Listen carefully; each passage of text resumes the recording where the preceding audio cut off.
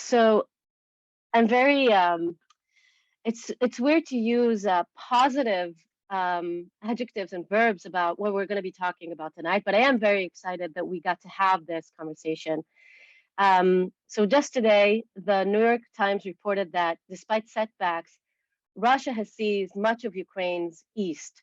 It has been almost 3 months since the invasion began, and despite logistical challenges, Russia is getting gains on the ground.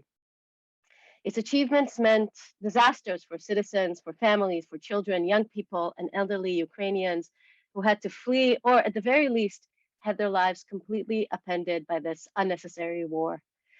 We at LACP are horrified and, together with our community, want to help support people on the ground. So tonight's event is in many ways a first for us, and it is a first that is unfortunately absolutely necessary. So we're very grateful to all of you that have joined us tonight for being a part of our community and for being here. As your attendance means, more donations will be allocated for Rotem, a grassroots organization active in Ukraine since 2013. Photography, as you all know, has the capacity to convey painful truths about disasters, as well as personal and collective calamities. Natalie Keyssar, our speaker tonight, was on the ground in Ukraine, covering the events and producing devastating photographs. We will hear from her about her experience and see some of the moments she captured. Just a little bit about Natalie before I hand it over to her. Natalie is a documentary photographer whose work focuses on inequality, youth culture, and the personal effects of political turmoil and conflict.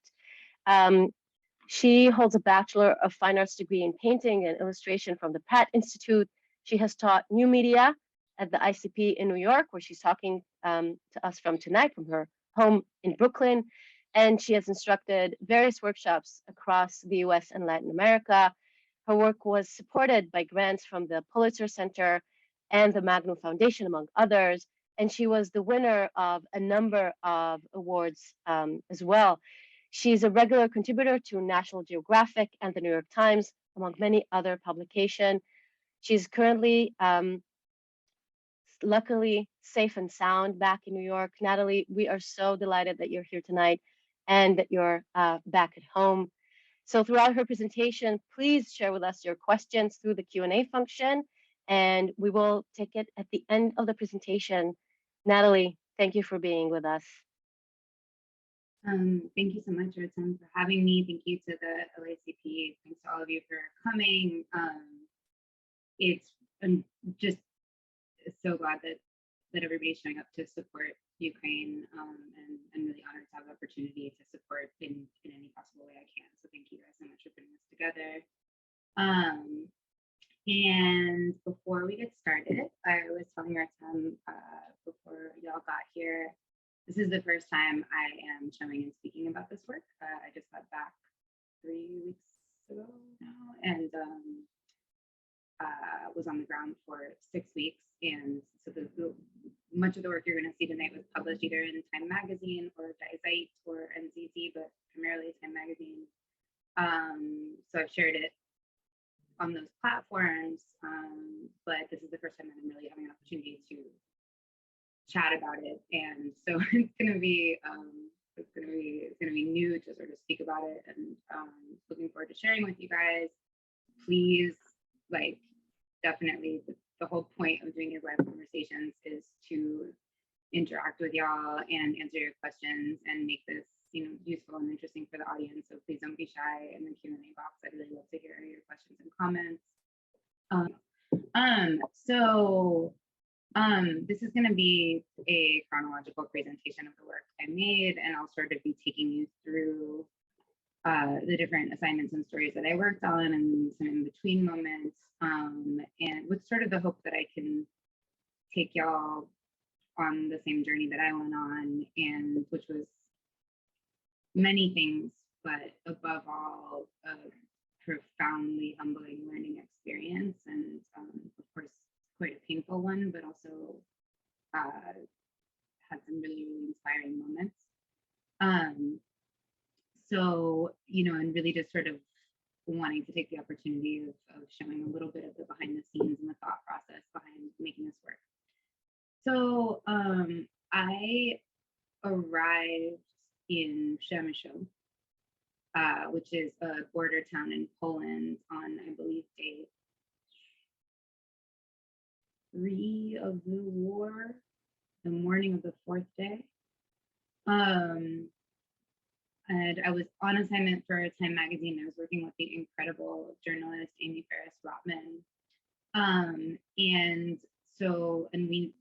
when we were getting started, we were originally planning on doing 2 stories for about 3 or 4 days on the border. The border crossing is called Medica. It's now become somewhat notorious if you've been following the situation in Ukraine closely.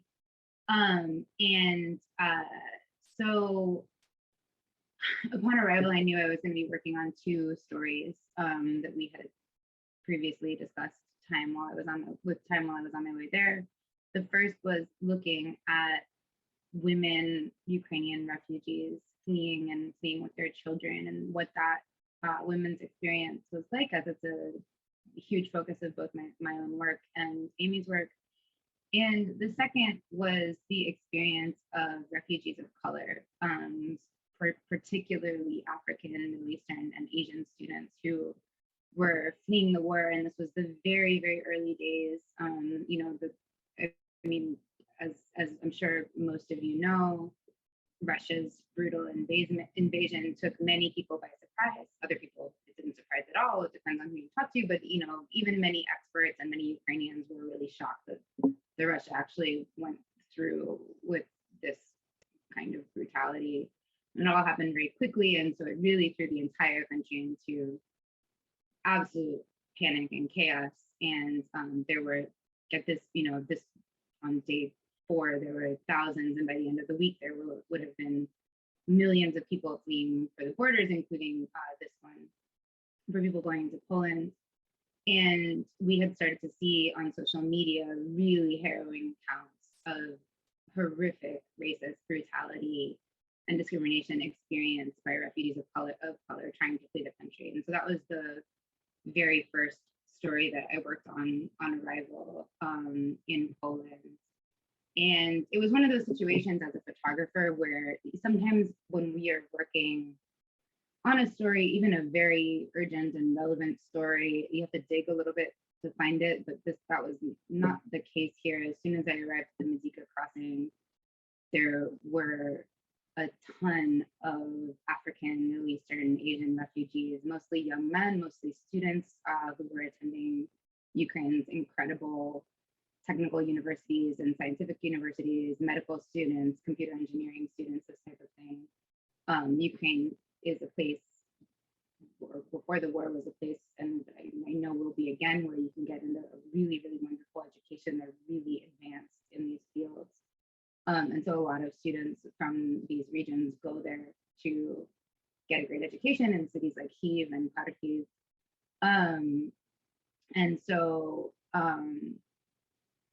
But what I saw at that border crossing was so many of these young students sleeping on the frosted ground, really reeling from their experiences of fleeing for the border. This was Karen.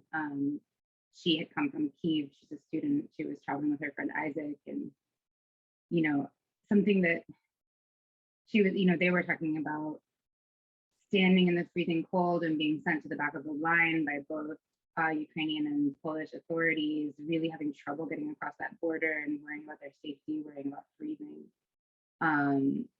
She said that she didn't get the worst of the brutality. That was primarily reserved for the men of color, but that there was a lot of beating and hitting and just general chaos, and people being denied transportation on evacuation vehicles of trains. So it was a really horrific, urgent situation. That was sort of the first thing we saw at the border. I remember talking to Karen. One of the first things I noticed was she had this really beautiful manicure with little hearts on it that she had gotten done for Valentine's Day. And this image was made at the end of February. And it, I had this sort of like realization that, for Valentine's Day, she'd been sitting in Kyiv at a nice nail salon, just not expecting her world to end, and for me, that was those little details that are very poignant. Natalie, a question that comes up in this context is, was this also your first experience in a battlefield? Was this the first time that you came across something like this? I've worked in a lot of very violent situations. This was my first all-out war. Mm. I've worked extensively in Latin America and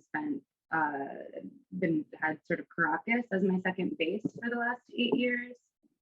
So I've worked in a lot of situations of very violent civil unrest, gang stuff, police stuff, etc. Both in the U.S. and Latin America, and I've also been to a couple other conflict zones, so to speak. This is my first time in an active war zone. That must have been a moment of unexpected transition, and I think you clarified so beautifully in that moment of the manicure on the evening before that turns into something completely different on the following day. If you could just move a little bit closer to the computer so we could all hear you a little bit better, that will be really great. Yeah, okay. Wonderful. No problem. This is about as close as I get. So this is much better. Thank you. Yeah. Okay. Great. So yeah, so that, this was,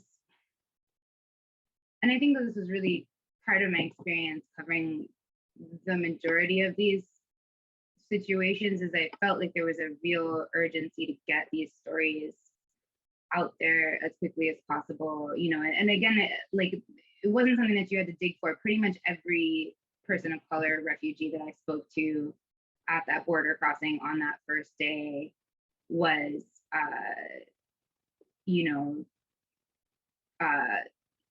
had pretty awful things to say and had really had bad experiences. Of course, not everybody. There were people who were just thankful for the help they'd received and said that everything had been fine. I mean, a lot of people had had a really hard time. And so, it felt really, really urgent to get these stories out there. And I think it also actually may have been one of the rare times when doing this type of work where we were actually able to see a direct impact by the many media outlets reporting on this scenario, where I think people in Ukraine and in the neighboring countries were really a little bit put on alert that there were problems. And I pretty soon thereafter, I think not to say that everything was fixed by any stretch of the imagination, because racism does not get fixed like that, and this was all very horrific, but I did see and hear about efforts to improve the situation for these refugees, which, is sort of the best that you can hope for as a journalist, and it's never enough, but at least it's something. I was thinking a lot about how to really communicate the urgency of the situation. This was a young woman named Fatima, who I spent a long time speaking with, who we didn't have a common language. She was sitting on the edge of the border fence crying.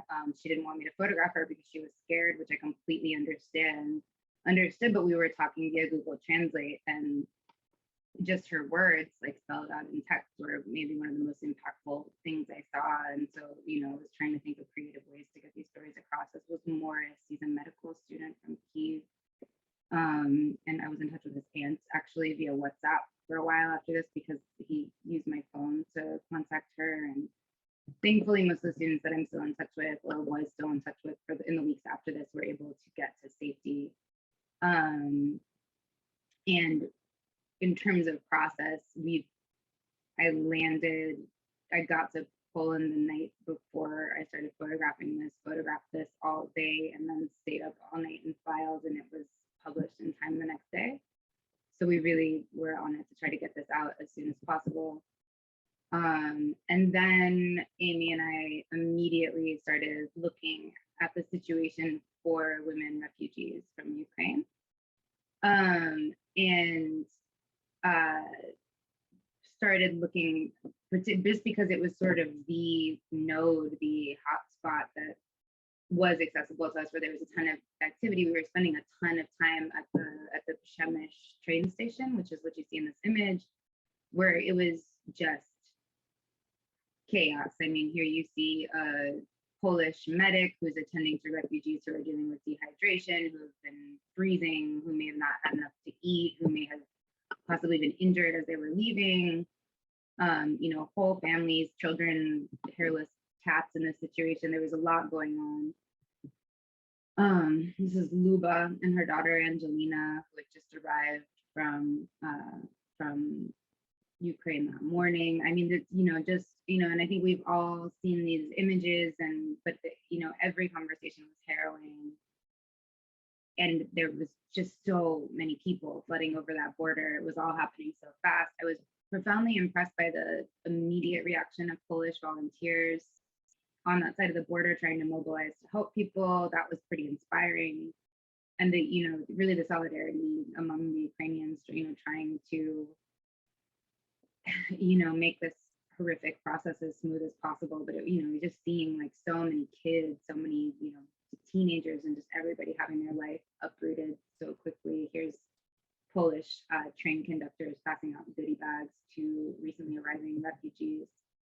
But so as we started to look around, basically, you know, we had this idea that we wanted to look at the experience of women. This was a hastily assembled refugee shelter in a shopping mall that we photographed maybe a couple of days after we got there.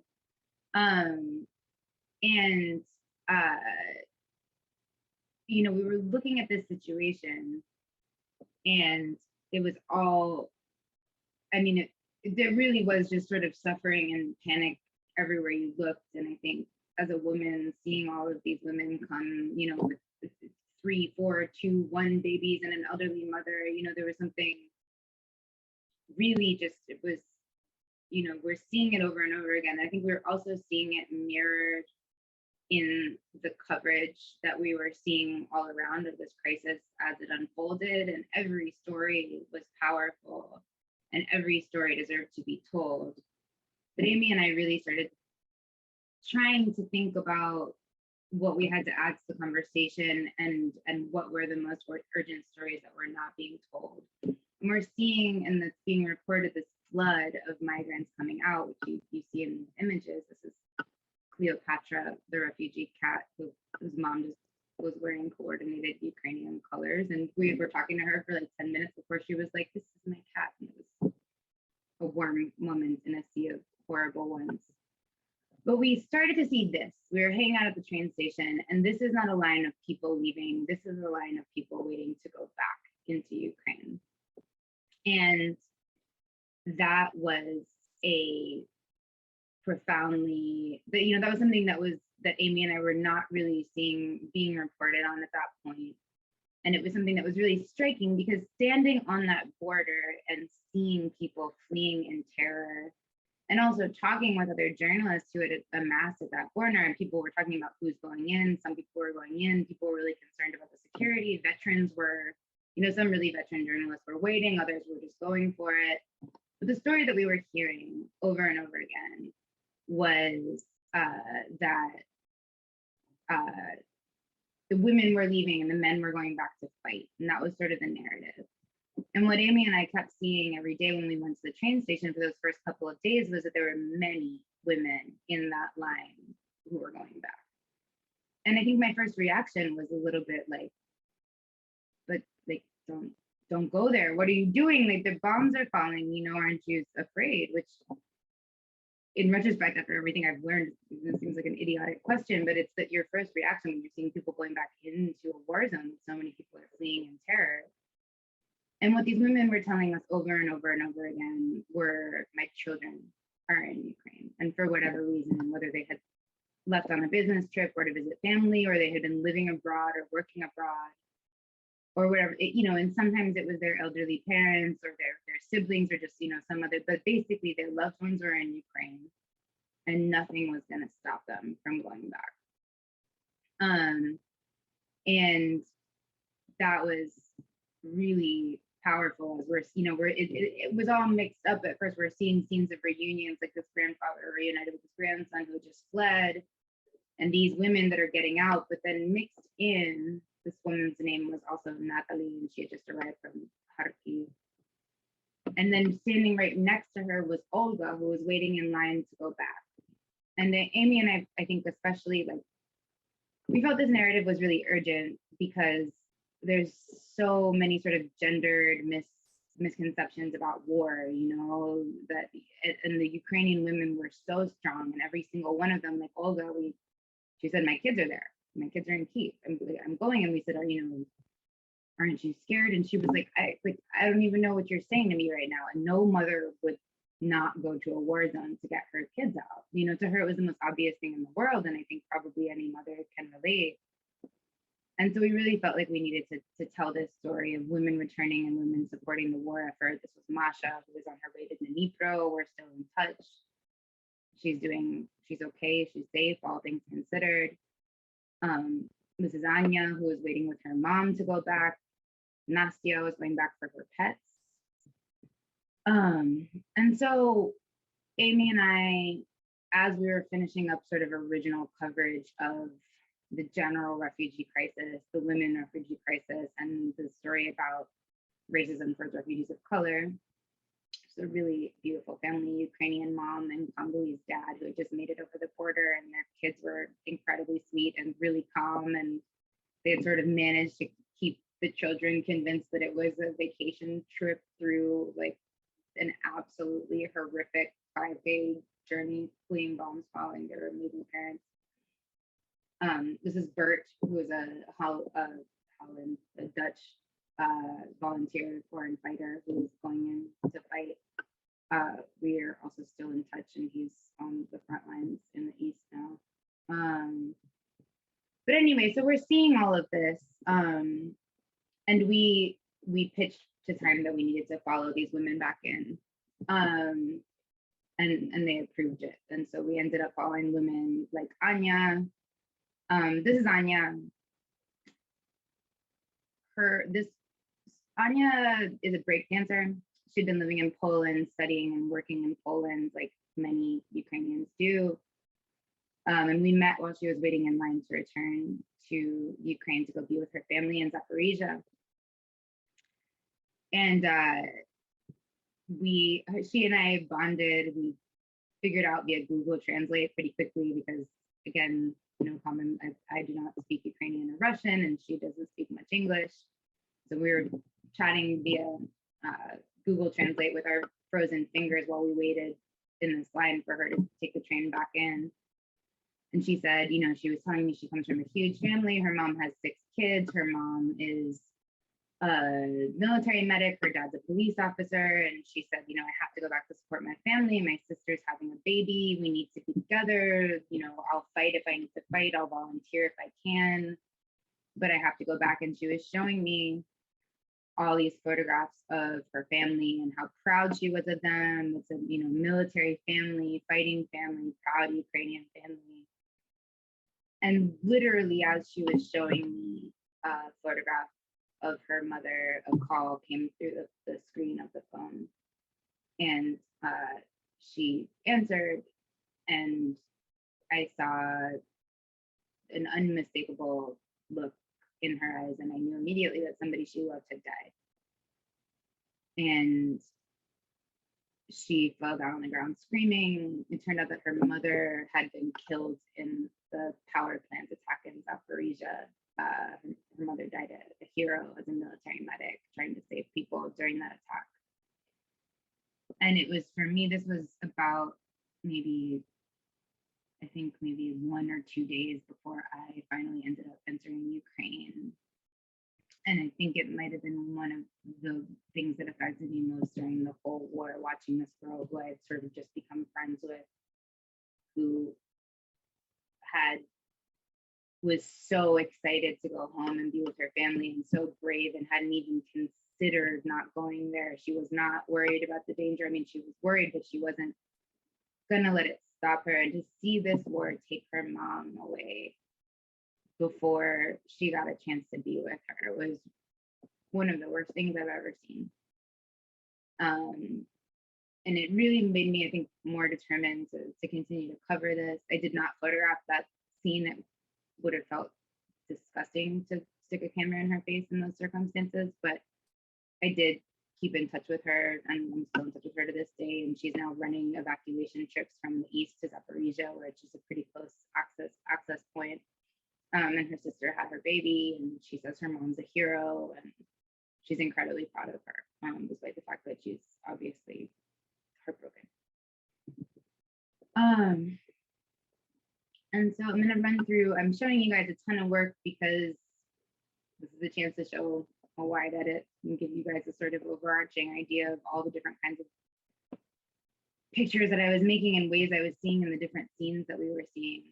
But I photographed the border for another 48 hours or so.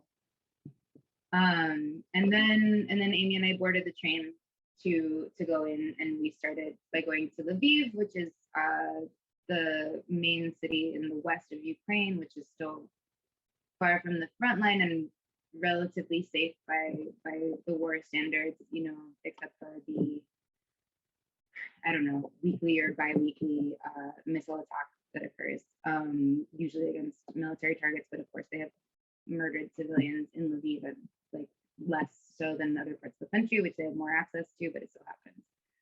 But generally, in the sort of risk calculus of the war, Lviv is considered comparatively safe, and so and that's the sort of first stop of trains going in from Poland. So we followed a group of women in who were all going back to get their kids. This is Anya.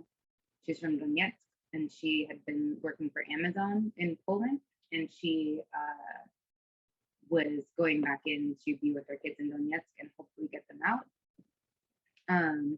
And just this first day going in, one of the trains stopped. There were some complexities around what the other cargo that certain trains were carrying. And so we had to sort of jump off and run and catch another train. But it was mostly women on our train going in, and then also some foreign fighters and Ukrainian men who had been abroad returning to fight. And as happens very quickly in these situations where it's a little bit scary, it's a little bit you know, nobody sort of knows what's happening. Me and Amy and sort of the other women around bonded pretty quickly, and we all sort of took care of each other and heard everyone's life story. So on the left is Alisa, who is on the phone looking anxious because she had gone on vacation for the first time in 3 years. She had left her 8-year-old son, Kirill, home with his father, who she's separated from, but you know, his mother, the kid's grandma, takes care of the son all the time, and she had gone to Barcelona on vacation. She works in tech. She works really hard. She's a single mom. And unfortunately, she was living in Mariupol. And so while she was in Barcelona, the war started, and she lost touch with her son because for those that are not, I mean, I think almost the whole world knows of Mariupol as a place that's almost synonymous with, I mean, with sort of the worst fate imaginable for, you know, I mean, it's a city that's been absolutely leveled by the Russians. And in very early days, communications were cut. It became almost impossible to get cell phone signal, and people outside of Mariupol had no idea if their loved ones were okay. And so Elisa, as a mother of a young son, was beside herself and hell-bent on getting back to Kirill and getting him out. She ended up, her family convinced her not to go into Mariupol because they were basically like, you can't help him if you're dead. You have to wait somewhere with signal until he can get out. And so that was like the situation when we met her. And she ran up to us and was like, I heard you guys are journalists. You have to tell the world what's happening in Mariupol. Like, please, somebody has to help. Somebody has to stop them. In the background, you see Natalie. There's many other Natalies in Ukraine. Most of my family is from Ukraine, so I felt like in the name there was a certain kinship. But Natalie in the back, who's looking out the window with the light on her face, was living in Israel, going to get her kids. And there you see Anya from Donetsk in the background. This is Anya. I did a lot of photographing on people's cell phones because I really feel like it humanizes, you know, makes us really sort of relate to people more, because it's like the cell phone is like the most relatable kind of imagery we have. Was making image sort of looking at the anxiety of the women on that train, really sort of seeing this 1,000-yard stare in everybody's faces. This is Natalie kind of resting before Natalie ended up getting to Kyiv the same night that we arrived in Lviv. She got her kids, and within like 36 hours, she was out and getting their papers in Romania, and then on the flight back to Israel. So she succeeded in her mission, thank God. Once we arrived in Lviv, Amy and I also started looking at women supporting the war effort, because there was this incredible, and continues to be, the most solidarity I have ever seen anywhere in the world in terms of an absolutely unified, single-minded push by Ukrainian people to do what needs to be done to take care of displaced people, to protect their people, and to support the war effort. So Lviv had sort of just exploded into all of these volunteer centers where people were collecting warm clothes, donations, they were cooking for internally displaced people, they were hanging effigies of Putin to blow off steam. This was an artist collective that, you know, these guys were sculptors and painters who were welding these hedgehogs, these sort of miniature versions of these anti-tank devices that they use everywhere to protect themselves from the Russians.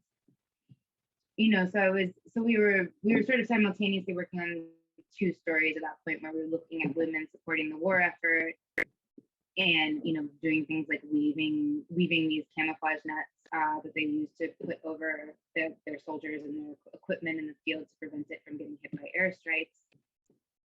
And then also keeping in touch with the super mamas, as we started to call them, the women returning for their kids. So this is Lilia. She's a doctor who had actually been living in Poland and returned to Lviv to administer to refugees.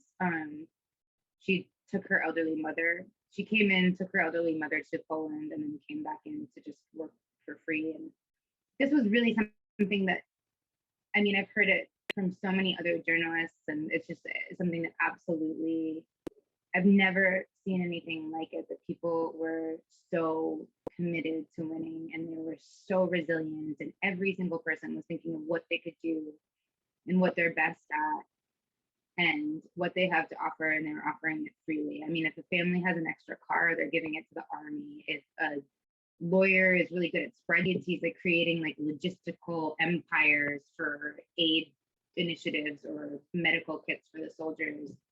These women, the woman on the right is a DJ and the left is an artist, and they had set up this clothing donation area and turned it into a shelter. Like every square inch of space was being used to help.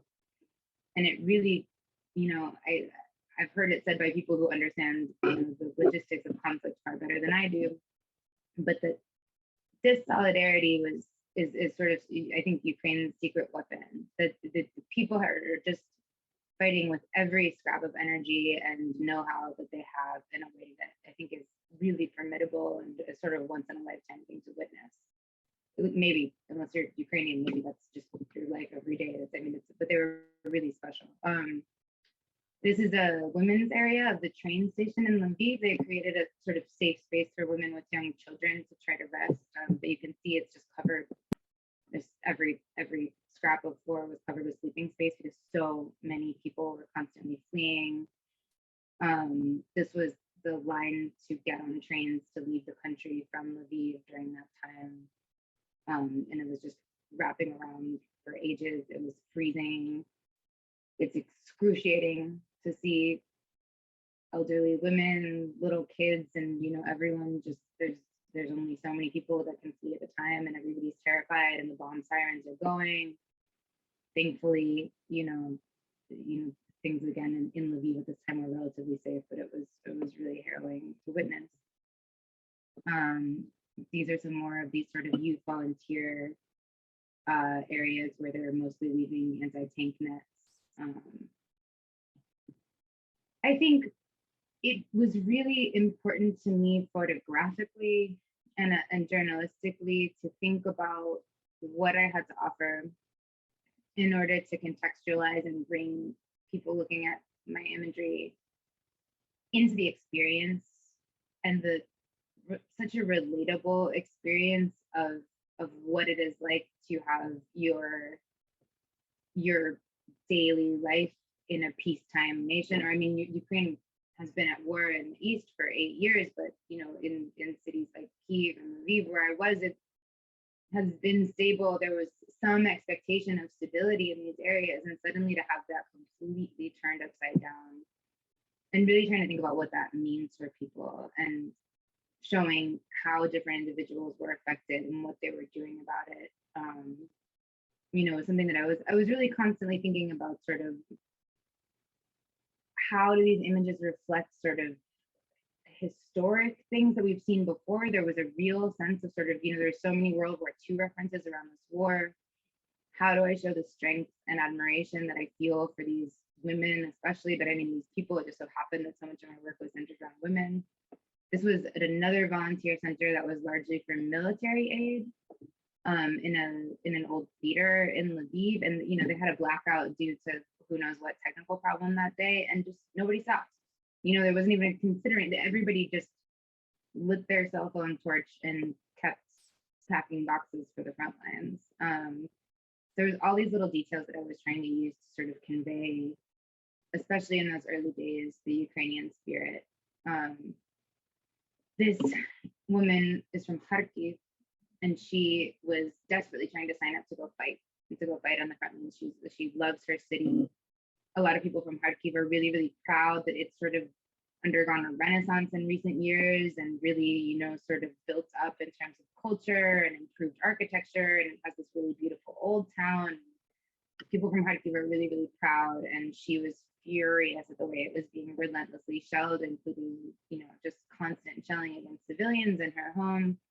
And she was just busting at the seams, waiting to be approved to go fight, which is an experience that a lot of people are having in Ukraine.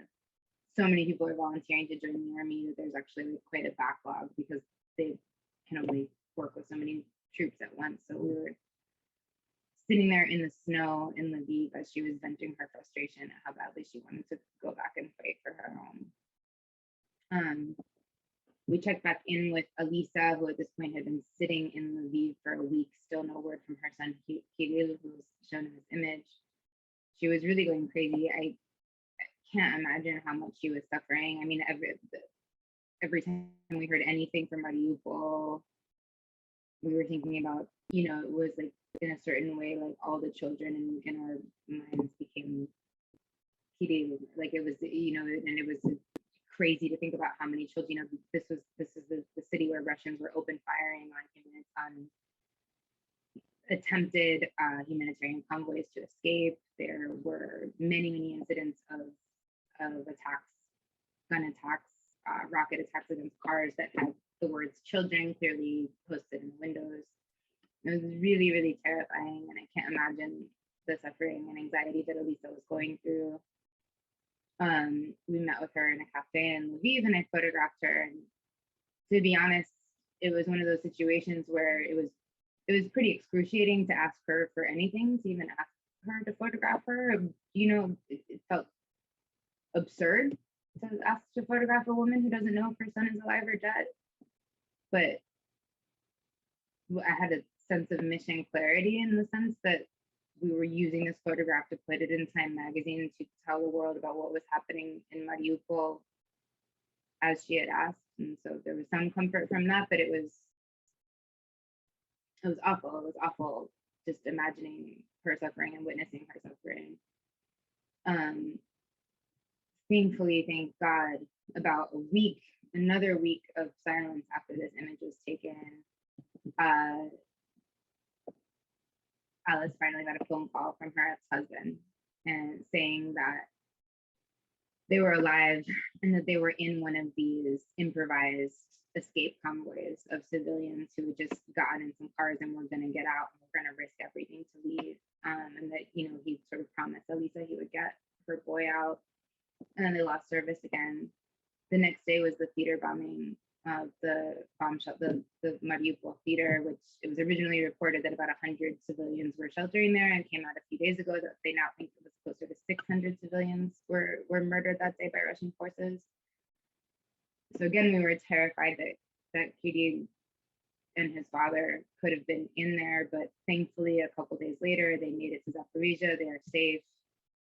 Elisa went and got Kiev and took him to Barcelona, where they are now safe. So thank God for that. Thank God for that happy ending, because it was it was really, really harrowing to think of the alternatives and the reality. Of course, we don't know what the death toll in Mariupol is going to be, but I think it's safe to say it's going to be in the tens of thousands.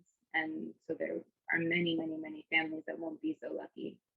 And that's really horrific to consider, as you know, as the Azovstal steel plant there is now in its very, very last stand.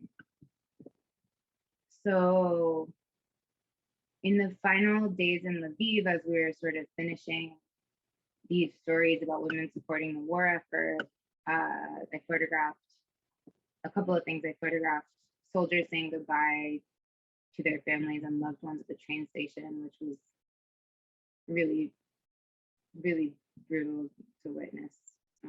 Seeing these really young kids go off to war and knowing, you know, Ukraine isn't publishing their exact death figures, but we know they're very high. So these risks are enormous, and these kids are incredibly brave. Spent some time photographing, again, in internally displaced women's shelters, working on this story, looking at all of the different kinds of businesses which had been converted into, this is a really, really cute little cake shop, which had been, they were packaging and creating first aid kits for soldiers.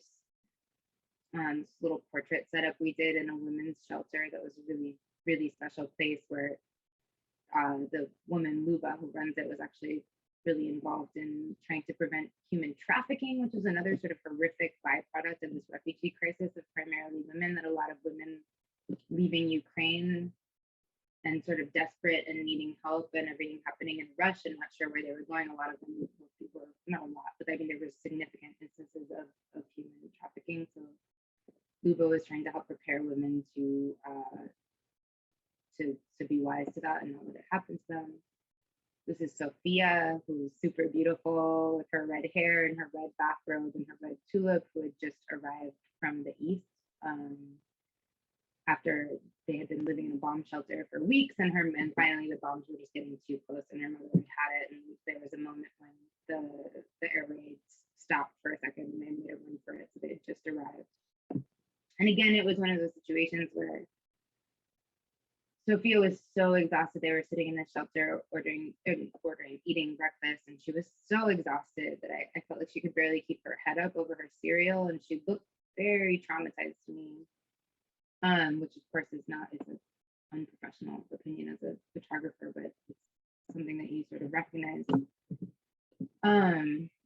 But I think that's often, you know, very difficult to make that call between, like, am I bothering you, or is there a way if I can ask to photograph you without re-traumatizing you or bugging you on the worst day of your life?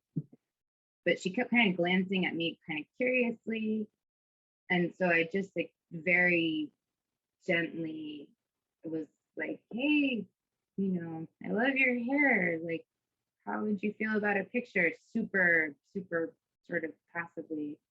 And she perked up a little bit and seemed, like, shy but interested. And you know, she ended up giving me a little smile afterwards. So that was, you know, really fulfilling. Those little things will really keep you going in these situations where you're seeing so much suffering. This is Miroslava, who cut short her chemotherapy to come back and volunteer as a psychologist for internally displaced persons, working overnight in the train stations. This was a funeral for 3 soldiers from Lviv who were killed on the front lines. It was really awful to see these mothers and wives and parents mourning. You know, again, thinking about, you know, tonight, speaking within the photographic community, it was one of those situations where I almost didn't want to click my shutter, just as the whole situation was so awful. there's sometimes I get this feeling in my head, almost like if I take a picture of this, it's going to be real. And like, I know that everybody there wishes that they could like wake up from this nightmare and whatever crazy thoughts that don't really make a whole lot of logical sense when you're seeing this much suffering. But I forced myself to shoot it. I tried to shoot it as quietly and respectfully as possible. There were a lot of photographers there that day. Not everyone at funerals like this is as gentle and respectful as they should be. And in our community, we should be better. I'll just say that. But the most important thing was to try to truly document the human cost of this war. And really, for me, I felt and continue to feel an urgency to show the many horrific faces. We all know war is bad, and we all know that war means crying mothers and grandmothers and,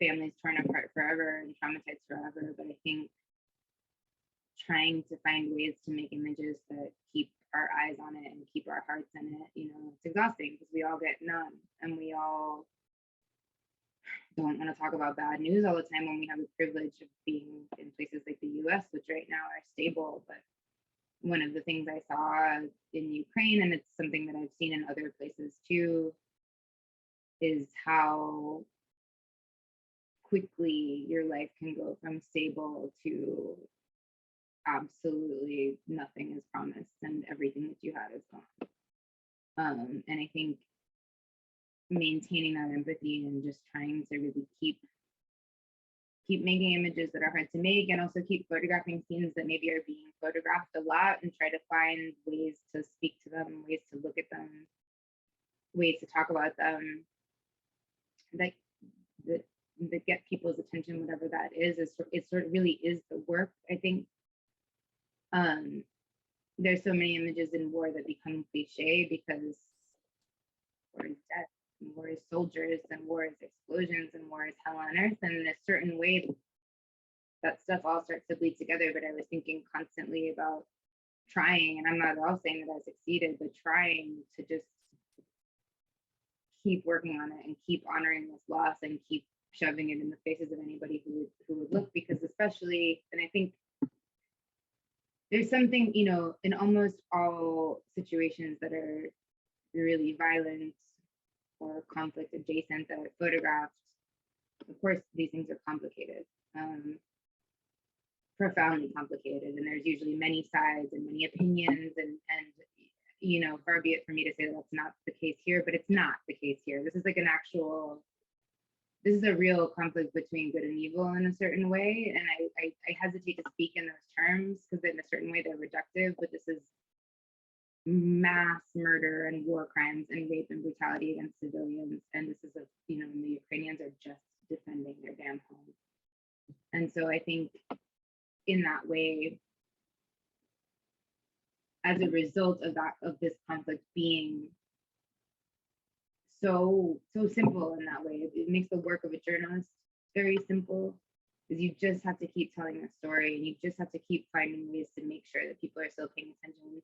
Because the other issue with this conflict is that I believe, and people much smarter than I am who have much more familiarity with these things believe, that if the Ukrainians are properly supportive, they're going to win this thing. And so there is this real imperative to use our work to support that, which is honestly something I never, ever thought I would say, that I was trying to support a war effort. But in this case, I can easily say that I am. This is Evgeny, who is from Chernivtsi, which was, at the time this photograph was made, it was encircled.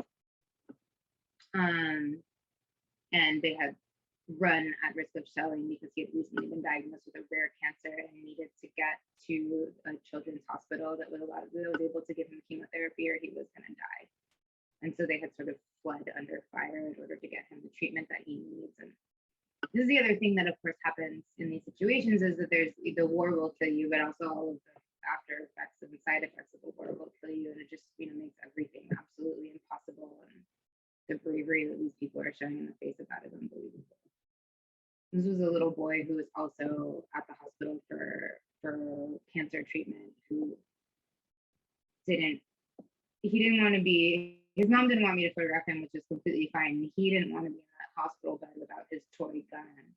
So he was sort of like, at times it was just a little toy gun peeking out from underneath the covers, and he was holding on to it while he was playing with his race car, and it was absolutely shattering thinking about the kind of trauma that he was carrying, to feel like he needed his little toy gun in a hospital bed.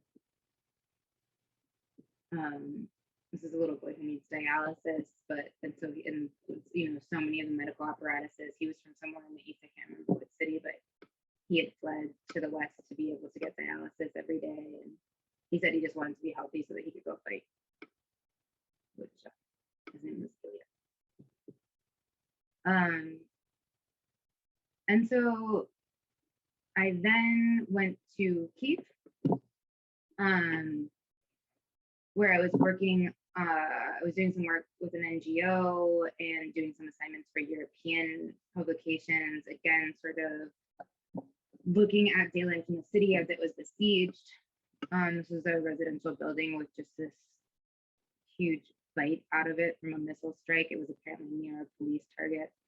And this was a little boy living in a bomb shelter with the remnants of his birthday party behind him. This was a hospital in Kyiv where a woman had taken her daughter for, I believe, cancer treatment as well, some kind of chronic illness treatment, and they had also fled Mariupol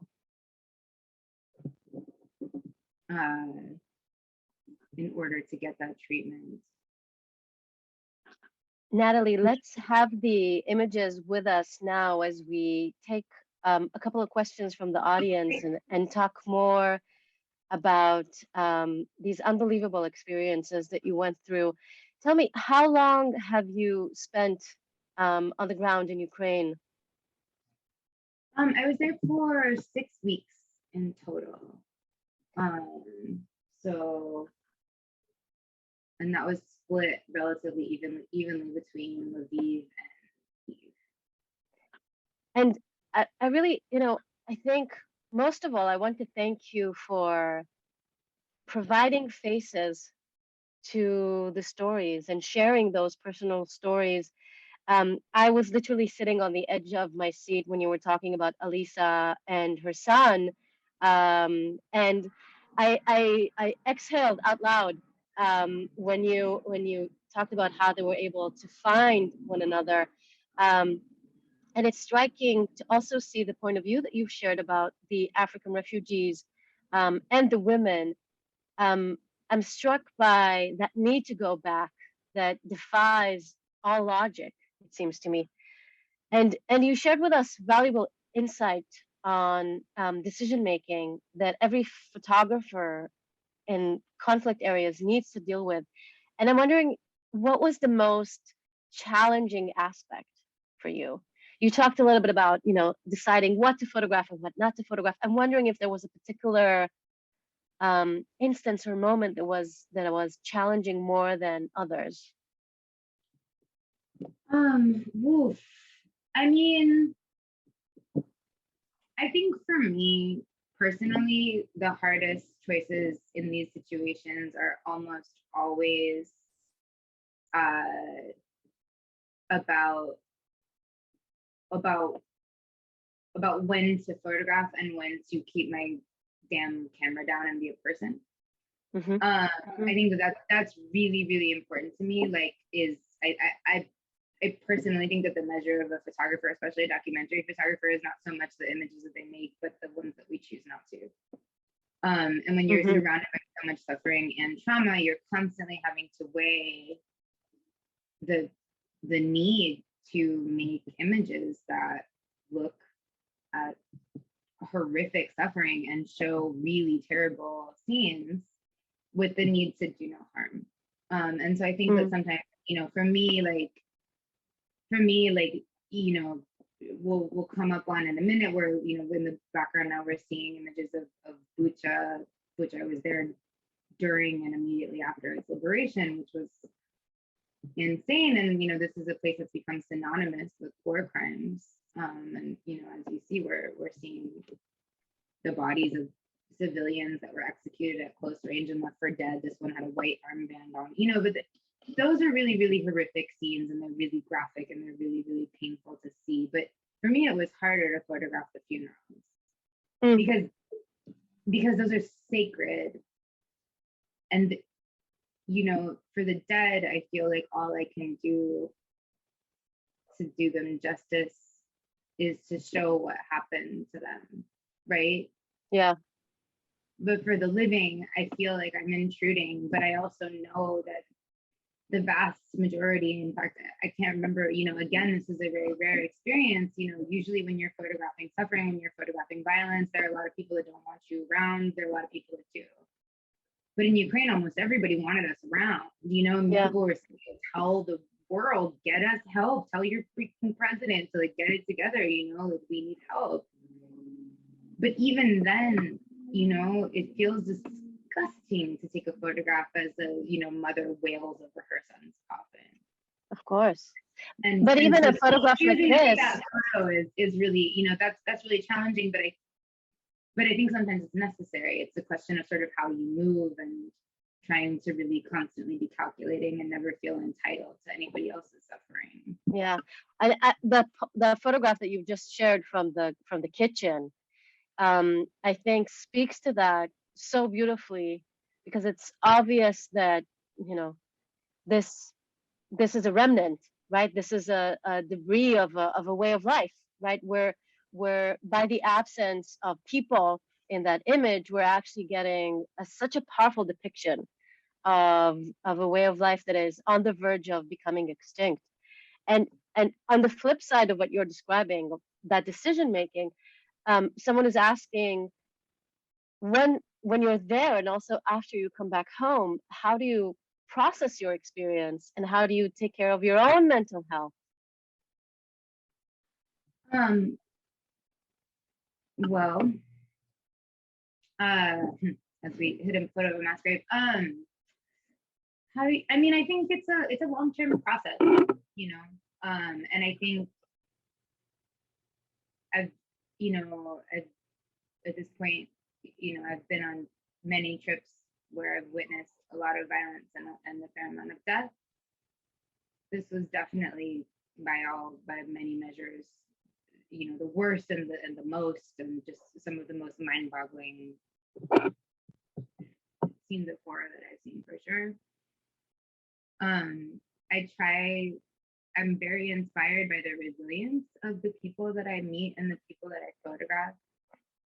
And I try to both create space for myself to heal, and I go to therapy and I work out and I meditate and I do a lot of practices that I think are really, really, really, really important if you're going to do this type of work, to take care of yourself so that you can be a good person to your community, so that you can be healthy enough to return and continue to do the work and be present. Because I think that's something that's really important, is if you numb out, which you will, because you can only digest so much.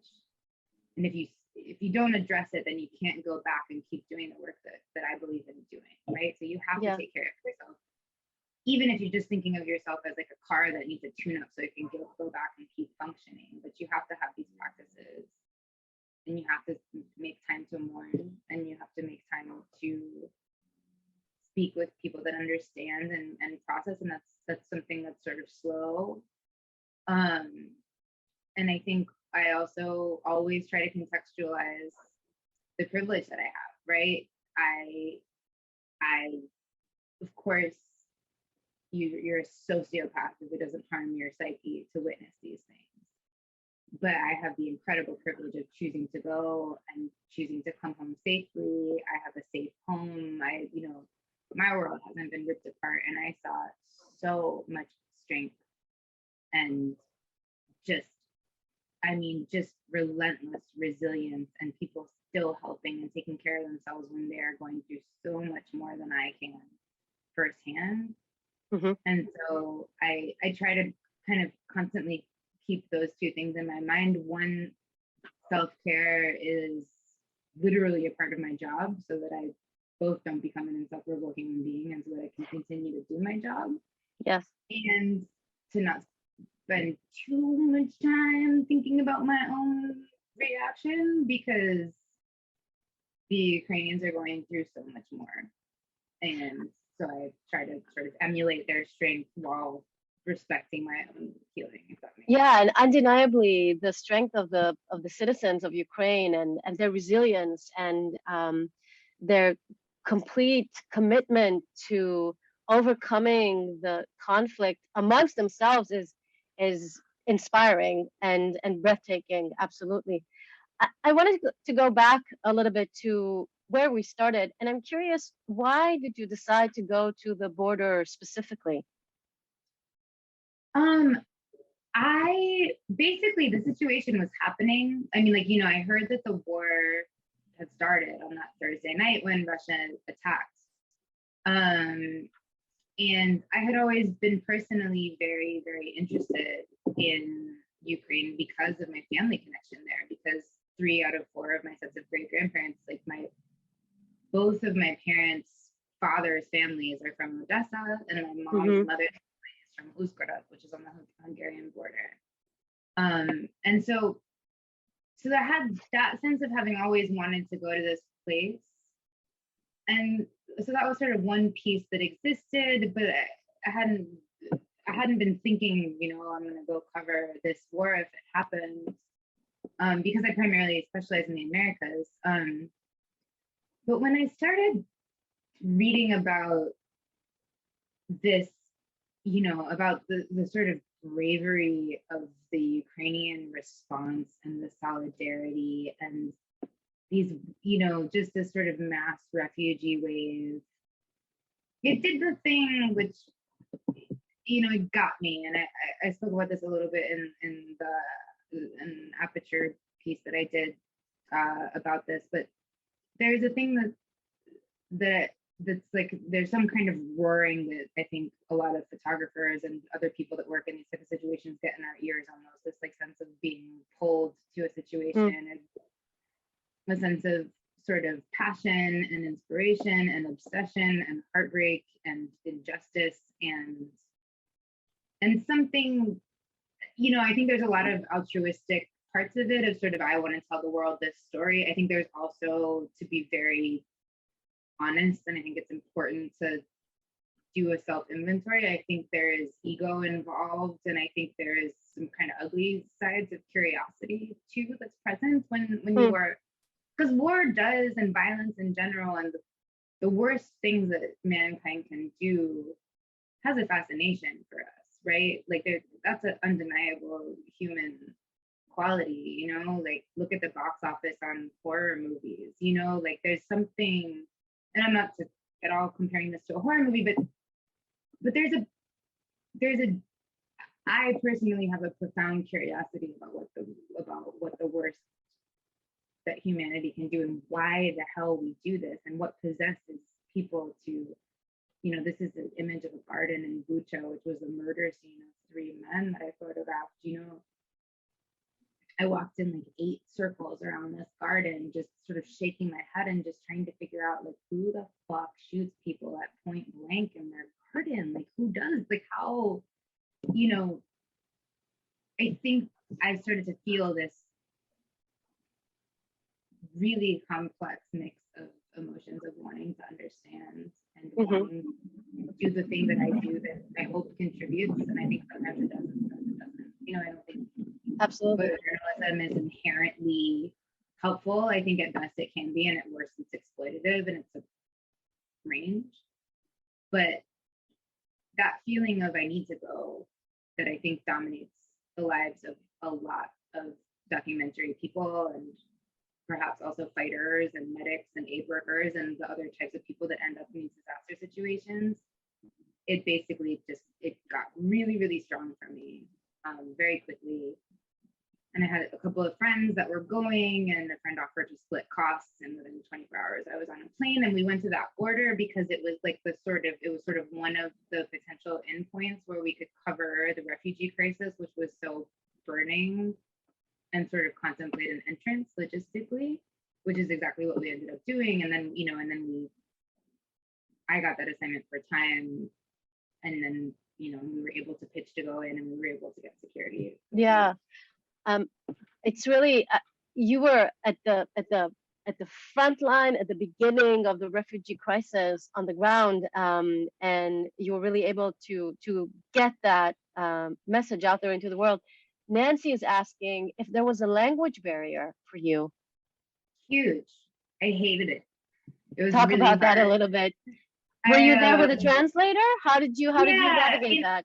In almost all, depending, I was working with different teams on different assignments. So Amy, the writer I was working with on a lot of the early stories, speaks Russian, which is not a popular language in Ukraine right now, but it is one that is spoken widely. I mean, everybody speaks Russian. Conversely, the farther east you get, and in Kyiv, it's not. Lots and lots of people are speaking Russian, or they're preferring to speak Ukrainian. In the West, it's more stigmatized, but people still understand. So that was. We were also working with incredible local Ukrainian journalists who are helping us produce and translate and handle logistics. And so, so I was almost always working with translators. And then I was also using my phone a lot when I, for whatever reason, didn't have somebody around to help me. And then a lot of Ukrainians are far less ignorant than I am in terms of, they spoke English. So, but, there was a mix. And of course, when you have a will to communicate, I think you really find a way. But, largely I was leaning on colleagues that were bilingual. I've now started studying a little bit, baby steps, but I'm trying to learn Cyrillic and learn some basic Ukrainian for. That's great. Make those ancestors proud. Yeah. In that context, I was also thinking as you were talking about the process of capturing these in your assignment about relationships with other photographers on the ground. Was there a camaraderie? Was there were you at each other's heels? How does that work on the field?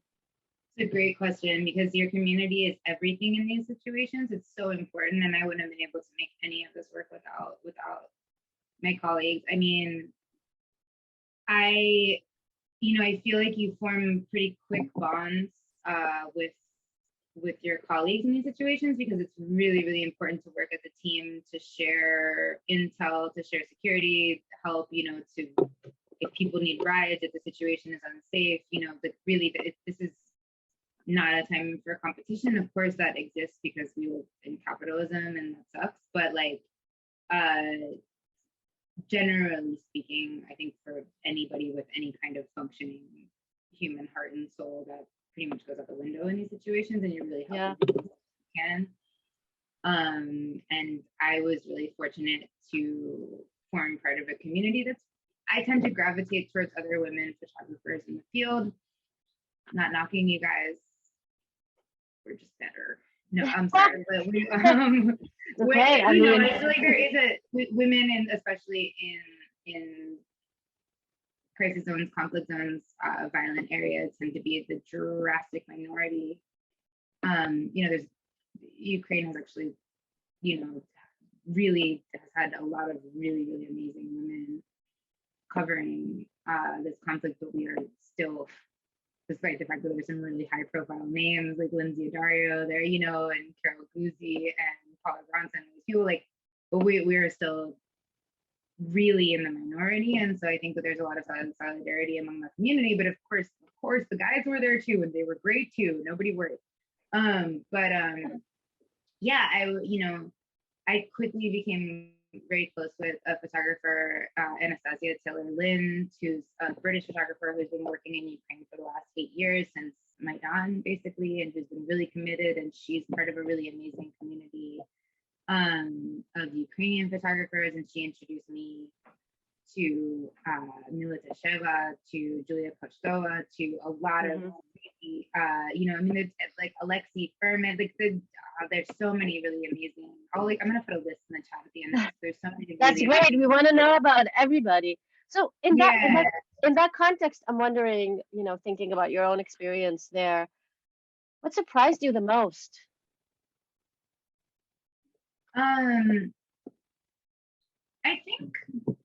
I think in terms of, I really try to go into these situations with a pretty humble attitude of not having expectations, especially in a situation like this where I've never covered an all-out war before. I've never worked in Ukraine before, so I didn't feel particularly entitled to expectations, right? I think that you're already sort of screwing up if you're going to a place you've never been before and you have expectations, like as opposed to just letting a place like teach you about itself. But I will say that I just have never seen the kind of solidarity and decency and kindness. I mean, these like women, these babushkas that survived the entire occupation of Bucha, that were being terrorized, that watched their neighbors be executed right in front of them, that like, the houses around them are reduced to like steaming pits. And they're cooking us borscht. They're giving us cookies. And, they're like holding my hands and asking me if I'm okay and telling me, you shouldn't be here. It's dangerous. And I'm like, what? And that kind of, there's kindness and solidarity everywhere. And I find that it's one of the things they don't tell you about terrible situations is that it brings out the best in people, right? Yeah. Maybe that's why we're also fascinated with the worst that humanity can do, because it's also where you see the best. But like the degree to which the Ukrainians were the best was like really amazing. It was really just like, I've never particularly felt very safe around police and soldiers in my life. That's never been I've never been like, ooh, like soldiers really keep you safer. Usually when I'm doing my job and I run into soldiers, it means I'm about to be in a world of trouble.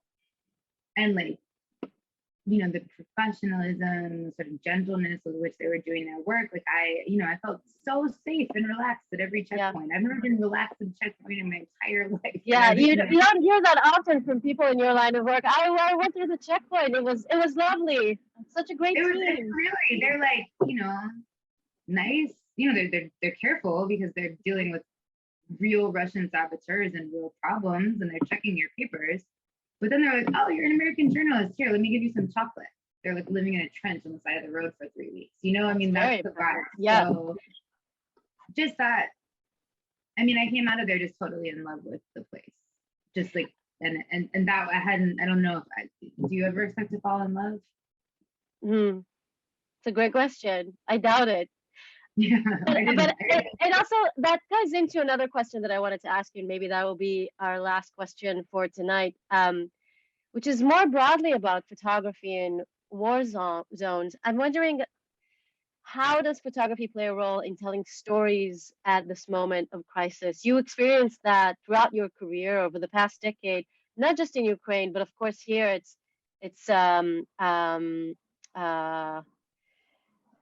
as the photographs speak for themselves, right? It's even more powerful. Can you talk a little bit about, photography and storytelling at a moment of crisis?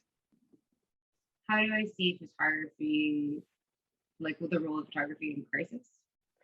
And storytelling. I'm thinking about photography and storytelling. You've shown us a number of images where people kind of tell their own stories with photography through their phones. And it seems to be such a powerful way of capturing the stories of these people. I'm wondering just a little bit about your impressions about that after having worked in conflict zones for about a decade now. I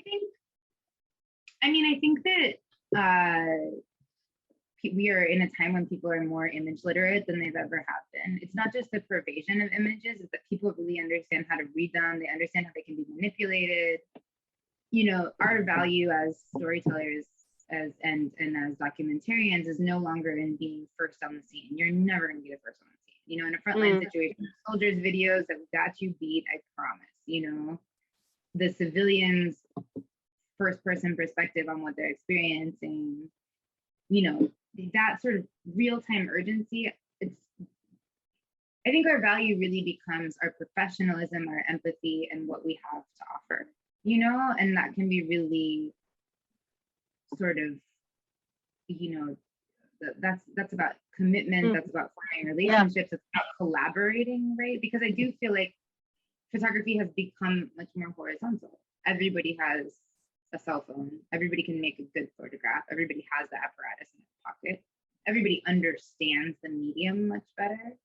And so that means that I think professional photographers, our role is to be in conversation. And that's such a better place to be than as like the photographer that comes in with their magical machine and and makes fine art. I mean, there's always going to be a conflict about the fact that documentary photography does take from the people for the artist and impose our vision, and that can be hugely problematic. And I like to start there. Like, if we just accept that as documentary photographers, then maybe we can mitigate harm and try to use the medium in a more thoughtful, collaborative way. But I do think that the provision of images is essentially empowered everybody to have more understanding and control over their own image. And that's a huge boon to us, because that means we can have more profound conversations, both literally and in terms of the image as a mode of conversation, if that makes sense. Absolutely. I mean, just as a last remark about that, and also a way to thank you for